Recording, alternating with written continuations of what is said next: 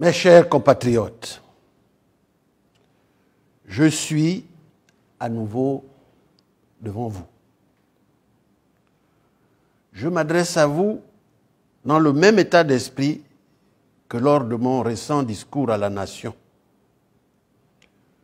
Je parle aux Gabonaises et aux Gabonais, à notre nation et au monde. Je ne peux pas en même temps mener un combat dans lequel j'ai mis toute la noblesse et toute la grandeur humaine, symbolisant au-delà de ma personne l'âme du peuple gabonais, mener un combat, disais-je, et être le prétexte derrière lequel se cachent tous les renoncements. J'agis depuis 4 ans avec détermination et constance, avec patience et responsabilité. À ce titre, je ne saurais être un quelconque alibi.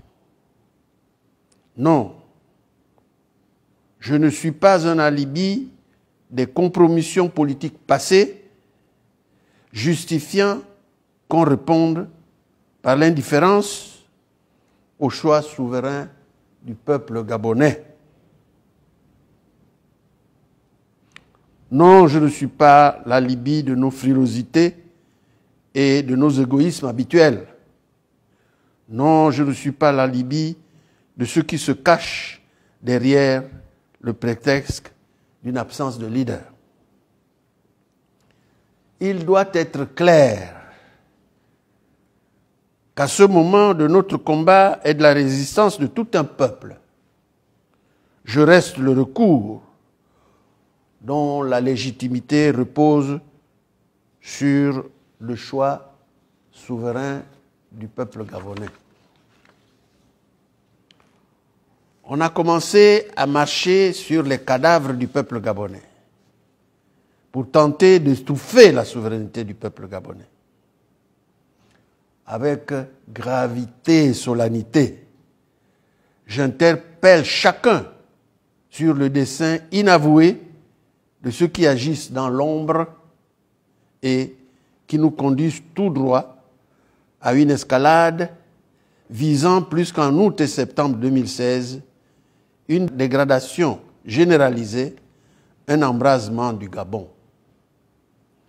J'ai dit que le peuple gabonais, se sentant en état de légitime défense, aura mon soutien et me verra prendre la direction du sursaut collectif de notre nation. Au moment de jonction des 2 années qui succèdent, le peuple gabonais a le droit de dresser le bilan de ces 4 années écoulées et vécues dans une misère que rien ne saurait justifier. Le peuple gabonais est dans son droit de se projeter dans un avenir meilleur. Ce peuple gabonais, ce peuple souverain, ne m'aurait pas élu, il ne m'aurait jamais élu, si ce n'est pour lui rendre cet espoir. L'espoir est un droit. Au seuil de cette nouvelle année, il a le droit d'espérer. Ce n'est pas trop demandé. Cet espoir ne saurait être une simple promesse de ma part que je viendrai leur faire en cette circonstance, avec légèreté et sans penser à la profondeur d'une si longue attente et à tous les sacrifices consentis au prix de leur vie. Ce n'est pas à un espoir de circonstance que je pense pour que ce peuple avec lequel j'ai un contrat depuis le 27 août 2016, c'est un espoir légitime. Avec moi, le peuple gabonais n'attend rien d'autre qu'une année 2021 de renaissance et de retour à la vie. Une année 2021 de rassemblement et de mobilisation pour redresser le Gabon. Au-delà de la tradition qui me fait obligation de m'adresser à vous à cette période de l'an qui est fini et de la nouvelle année qui commence, je veux qu'il soit clair que j'appelle chacun à un élan de courage déterminé qui ne doit pas retomber.